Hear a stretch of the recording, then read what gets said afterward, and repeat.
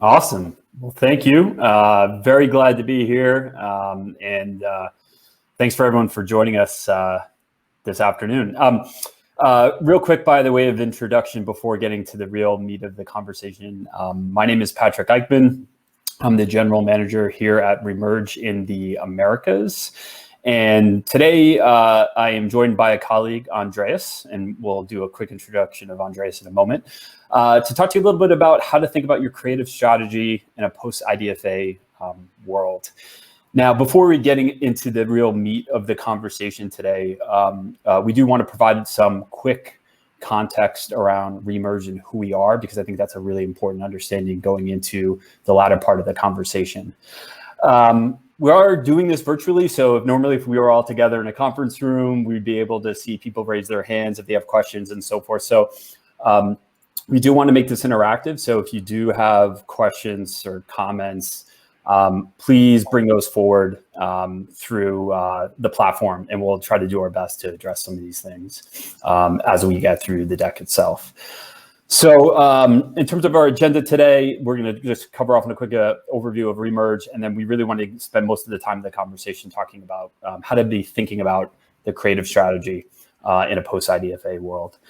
So if we want to jump ahead to the next slide, thank you. I would normally ask for a show of hands, but since we can't do that, I think most people probably in the room are familiar with Remerge from our work as a re-engagement platform. We had built our business around this for a number of different years and really focused solely on that use case to support mobile marketers and really helping them to implement comprehensive re-engagement strategies to support their apps. And you probably also noticed a little bit from all of our work we've done on the measurement side of the house with regards to incrementality testing and measurement. And what you might be surprised to know, and hopefully not, because we have put a lot of marketing behind this, is that we're really focused right now on this next evolution of what is about to happening or is currently happening in our space. And that's really around developing solutions for a no ID world. And so what you see here basically is a quick overview of some of the things that we're bringing to market. Certainly, we're a re-engagement vendor, as we touched on, but we have moved into user acquisition and developing comprehensive measurement solutions, incrementality solutions for the no ID world.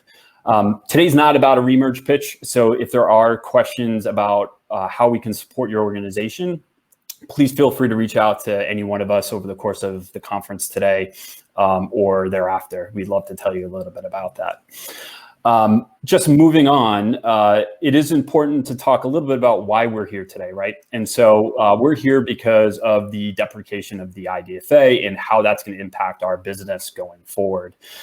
And what you see here really depicted is actually coming from one of our dashboards. So if you were to surf over to our website, we actually have a tracker published that is calling out some of the trends as it's related to iOS 14 and that adoption rate.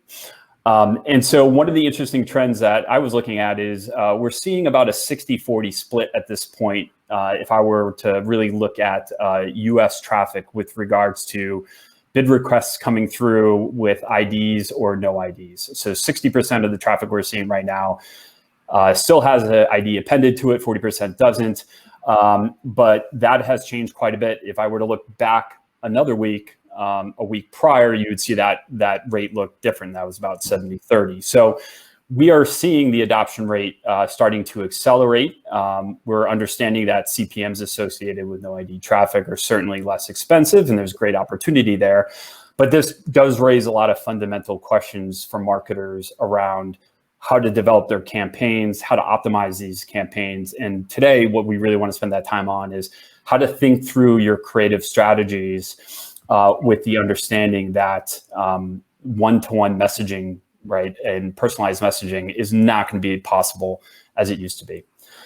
So with that being said, I want to turn the conversation over to my colleague, Andreas Stahl. So Andreas is the head of our creative service team. He's joining us today by way of Berlin. And Andreas is a veteran of the industry. So he's a great person to get some context and understanding from. So prior to joining Remerge, Andreas spent time at Deezer, so was on the customer side for us in many regards. But even prior to that, spent some time both at Inmobi and Publicis in creative leadership roles. So he has a lot of great context and experience to bring to the table. So without further ado, I'm going to turn it over to Andreas to walk us through some of his recommendations of how to go about thinking through creative strategies post-IDFA.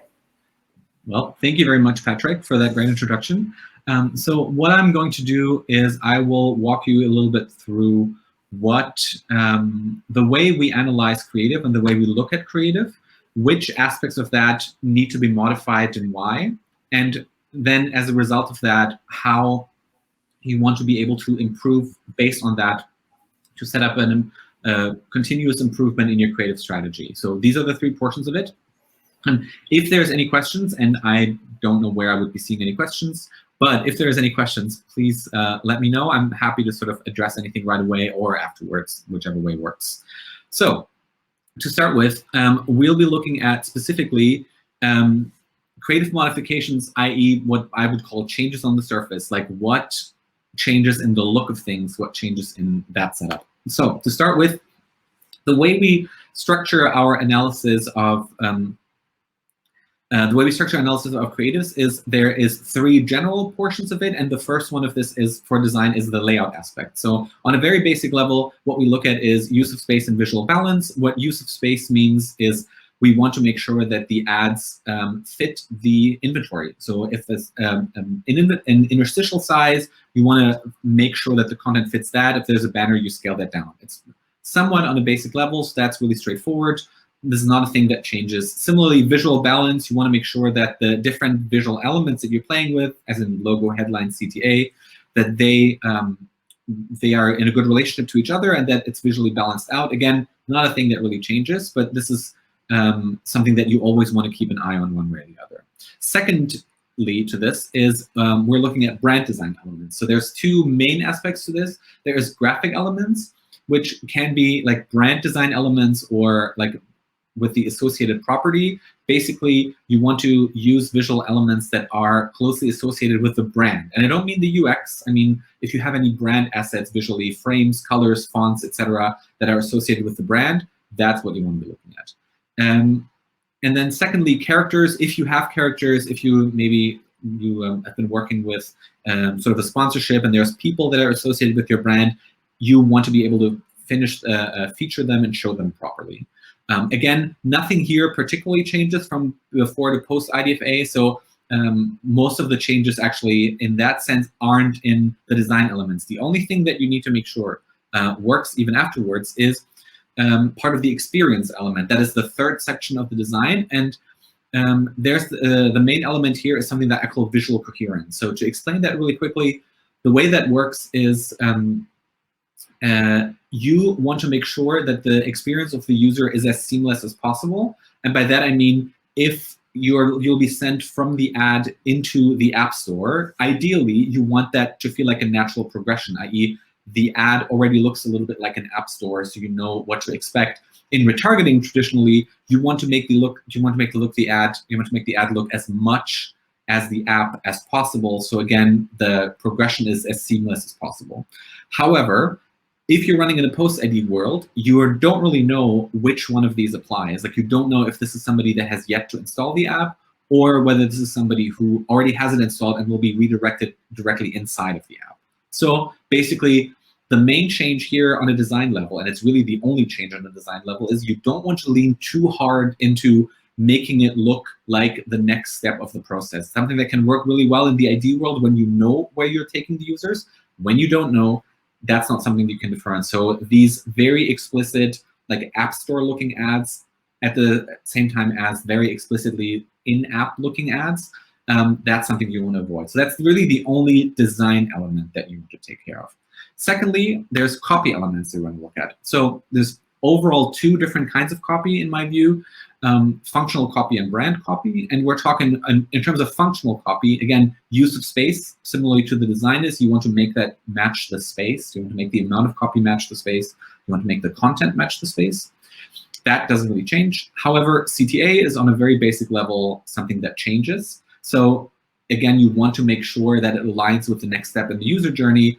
And if you don't know what that next step is, you need to keep it general, i.e. you want to do something that says play now or join the game or something like that, that could either work as a CTA for the App Store as well as for sending you into the game. So specific like download buttons versus specific like get whatever in-game currency or anything like that. Don't be too specific because you cannot afford to be.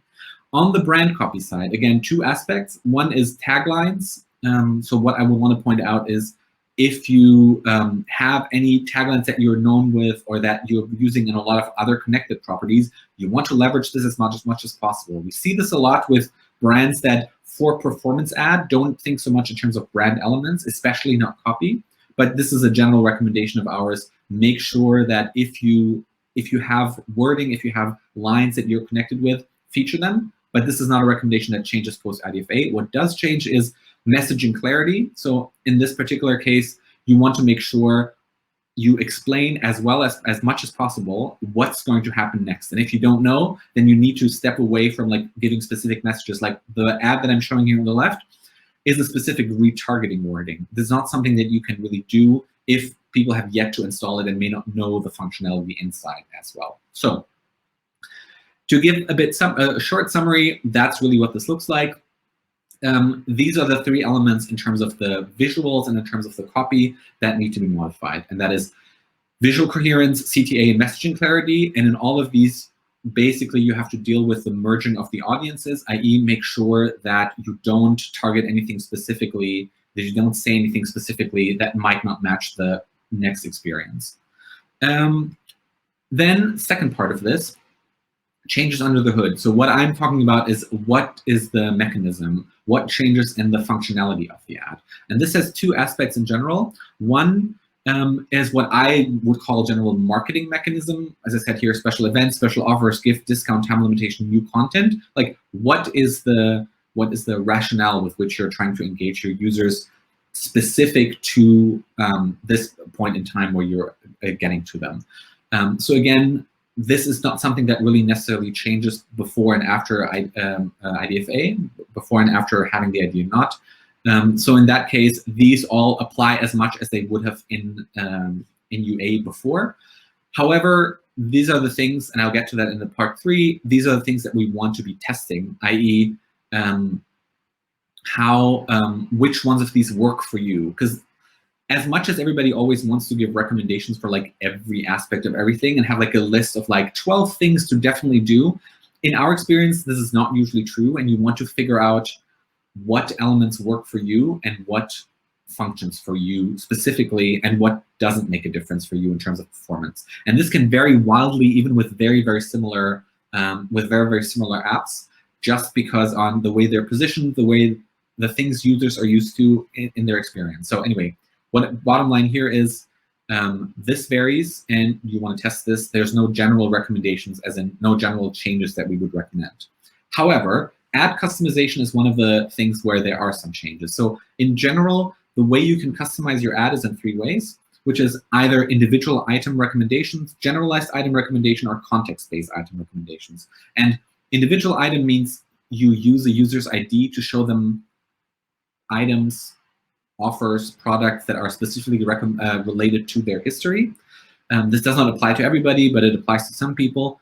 And so for individual item recommendations, you can't really do that anymore. And that means you want to replace that with a generalized item recommendation or context-based item recommendation. What that means is specifically, you can do these things in order to replace the specific ID recommendation, which is firstly, you select your publishers a little bit more specifically. This is sort of the traditional media strategy from like print, radio, TV. It's like you find your audience via the publisher and their information about what their audience looks like. Secondly, location, as in that is information that you still want to talk about, like, isn't in terms of the location. you have the information about where users are, at least for some of them. Are they potentially in an area that's more likely to be at home? Are they in an area that's working?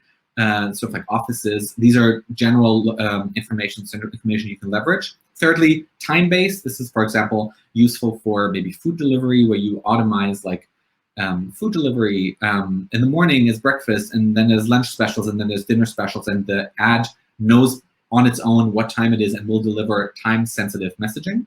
And then lastly, product popularity. What that just means is like whatever 10 most popular things are that you have, you will just feature them and try to push them. You will not be able to recommend something individually, but it's the most likely to hit something that your users want to see if you just go with what's most popular. So these are the mechanism modifications that we want to talk about. And now the third thing I want to talk about, I'm going to touch on quickly, is how to improve your creatives over time, and how do you test creatives in a sustainable fashion. So this is not something that is actually done this way very often, and we always try to get everybody to do this because it's there's basically two really fundamental ways in which you want to do your creative testing. You want to make sure your testing strategy is focused and it's buildable. And what I mean by that is focused, you only want to test one element at a time.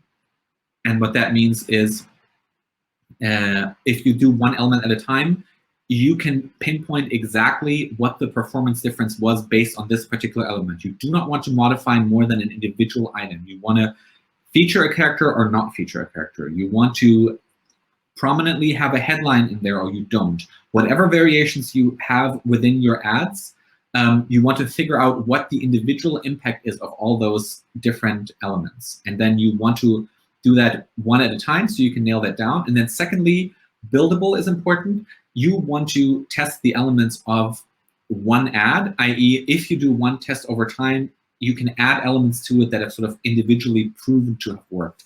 What that looks like in our tests, generally, so this is an example of one of our testing plans. The way this functions is you start with the general design elements and you feature on a very simple level. And this is a gaming client. So you test characters in the ad, no characters in the ad. What is the performance difference of these? Do your characters contribute to performance or not? And then secondly, based on that, in your next ad, you can already feature whatever the best performing version of this is, because you don't want to have this impact anything else anymore. You want to build the performance. So if you know already characters do great for you, you have characters that help performance. The next thing is, do you have a big headline or do you not have a big headline? Again, we often see this in different ways. Is it very visual first? Is it very copy first? In this case, sometimes they have both. So which one of those works? Then we next have UI element. In that particular case, that is an element that comes directly out of the game that is leveraged inside of the ad in order to sort of like connect it to the visual. Does it work? Does it not work? Etc. So that is the general setup and the way you want to do that. So sort of to summarize, the three things that we want to emphasize when you do creative and performance after the availability of IDs for users, you want to make sure the design and the copy are adjusted in the sufficient and the correct ways, in just the ways that it needs to be adjusted. As I said earlier, you want to make sure that your anything that relied on an ID in terms of individual user targeting is replaced with something that can continue to function. And then you want to make sure you will set up like a robust testing regimen that afterwards you can continuously improve your creatives over time. And this looks different for every client. So what we usually do is we look at what clients have. And then we see which are the things that we need to figure out whether they work or not. That is the end of my 20-minute monologue. So I hope some of this made sense to some people. Patrick? It did. I thought so. I think we do have time for some questions. And I think maybe James could bring some of these forward. But like maybe I'll kick it off because we get this question a lot, especially on the customer end, Andreas, is the question around how to prepare, right? So earlier in the presentation, we spoke a little bit about our dashboard, and our dashboard was still showing that 60% of the bid requests we're seeing right now still have an ID appended to it. And so there's still this opportunity to leverage ID traffic. And so I was curious to understand from your perspective, what would your advice be to marketers right now, knowing that we still have this transition taking place, like how to take advantage of maybe the learnings and insights from ID-based traffic and how you would apply that maybe to the no ID world. What would you say about that? That's a great question. We don't see this actually often enough with our clients that they want to actively manage the transition in a way that we want to suggest. So one of the things that works very well, especially for targeting and like ID-based targeting, is you can stack these different kinds of targeting methods. You can stack these kinds of personalization. Already in regular, with regular ID traffic, there's approximately 20 to 25%, even if you have user IDs and associated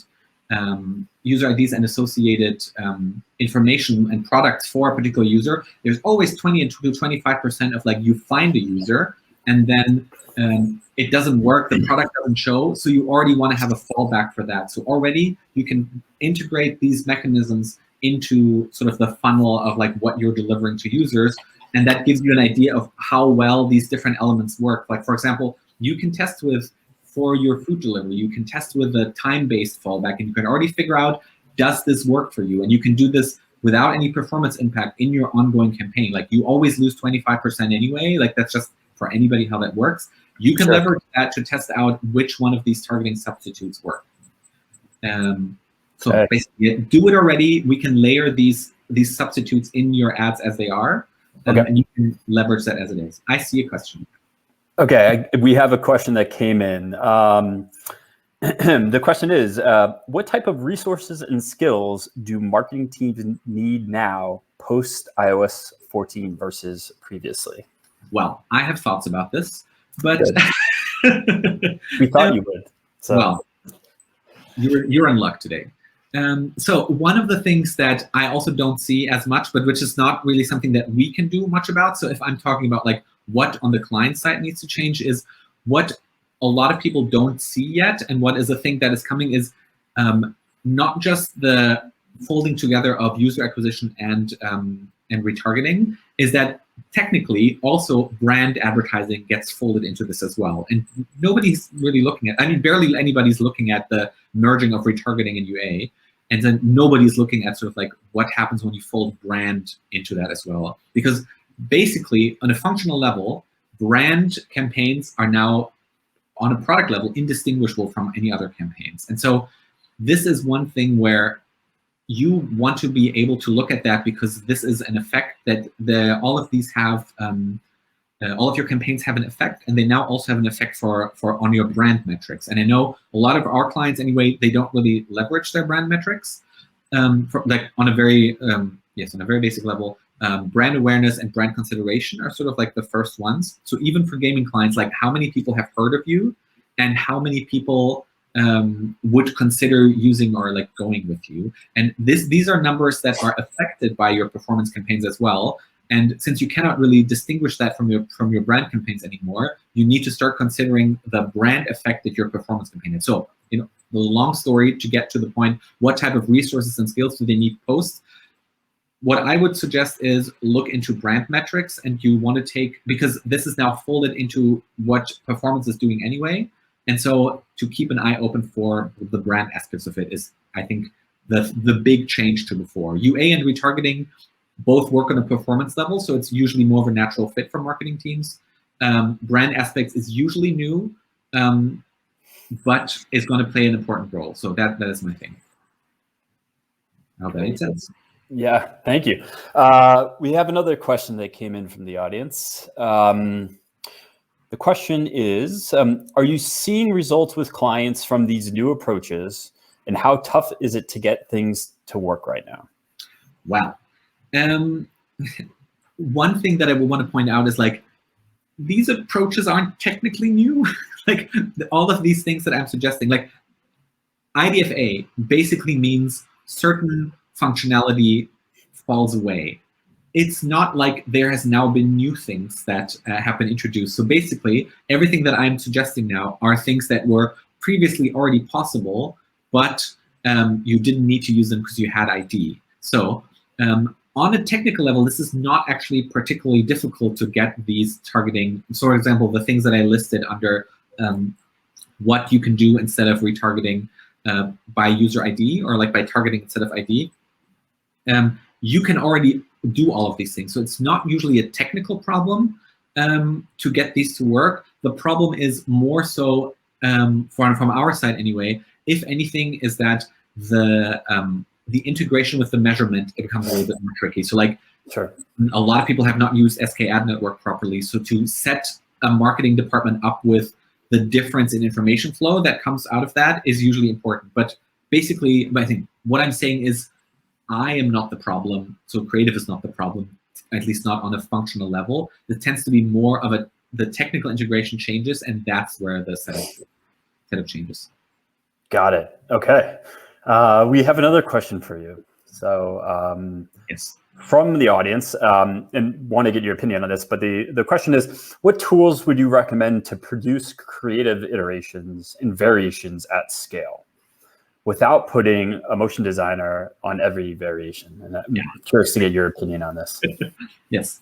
Yeah, I see the question. So I generally don't recommend, or I would not recommend, creating a truckload of creative variations. This is something that also we used to do in the past, where we basically did like 26 CTAs and 11 colors and 19 different headlines, and we create automated 794 things. These are not things that will generate actionable results. And so that's what I said earlier. You want to focus on individual things where you can measure the impact of one particular element or not. So I don't actually, but the way we do this is we don't actually test a lot of motion variations, because the first step for us is like, which elements, even off your videos, are the ones that drive performance. And that is something that you can test on a relatively small scale with static ads. Like, for example, to start with, is your logo worth anything? This is a valid question for a lot of our clients. Like I said, have you placed your logo in a way, have you designed it in a way that it contributes to the performance of your campaign? That is something that will apply to a video ad the same way to a static ad, but it's much easier to test in a static ad. So we want to test much fewer things, but much bigger things. So what we suggest is generally not to automize and maximize the amount of creative tests, and then we don't really need a tool for that. You want to nail down specifically what are the big things that either make a difference or don't, and you focus on that. So basically, I think what I'm saying is the mindset of like maximizing the amount of tests is not the way to go, and so you don't specifically need a tool for that. You want to focus on the things that are going to make an impact, and that is usually the opposite of doing 800 versions and then not being able to tell why something did differently. Sure. And I think actually there was some of this was already in your recommendations from earlier in the presentation about what to think about in terms of adjustments and testing for A/B testing and so forth. We have one other question here. Any verticals that are adapting better to the new environment from what we've seen? Well, it depends on what better means. So for us, the one of the things that works, so generally gaming and casual gaming are the ones that are adapting, well, I don't want to say better, are adapting more quickly. But I'm not saying that's necessarily a good thing. What I'm saying is like, they are much more open to just trying a bunch of stuff and throwing a few things out there. So what I definitely recommend overall is you do want to try variations of things, not 1,000, but you do want to try some things. And you don't necessarily want to just sort of go with the 3 ads that you always run. So generally, smaller companies do a little bit better in like moving forward quickly here. So that's my experience. It's more a matter of size than a vertical. But if it is a vertical question, the easiest sells so far that we've had have been with the more casual gaming clients, where it was easy to get somebody on the other side to like explain this to and to just go with that. So that was my personal experience. And I think actually that's a pretty fair assessment, even across other product lines and outside of a creative, right? I feel like the gaming studio is always some of the first to explore new technologies and capabilities. And so I think that we even saw that here at Remerge in the early days of doing some of the incrementality testing, and the conversations around that usually came from those same verticals. I don't know if we have any other questions, but we'll throw it out there. If there are any other questions, feel free to submit. And then I'm aware that sort of like the way I generally set up the creative and the marketing mechanism structure of like how to build a creative, that's not usually the way this is set up. This is the way that we analyze creative and that we optimize based on this. So if there's any question about like why we chose this particular setup, because I think to me probably that's the biggest change to what you usually do, is like we analyze the structure quite differently, and we do like I want to look at the fundamentals before I want to look at the details.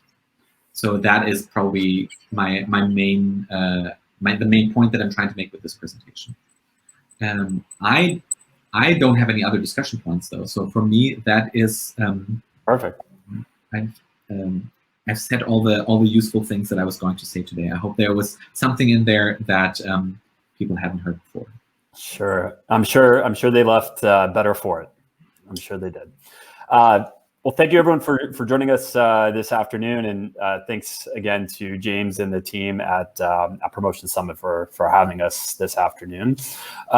If you do have any follow-up questions that we didn't address, or if you want to learn more about Remerge, you can find us here. You can connect with us on LinkedIn and all through the typical social channels, and we would be glad to speak with you. But thanks again for joining us this afternoon.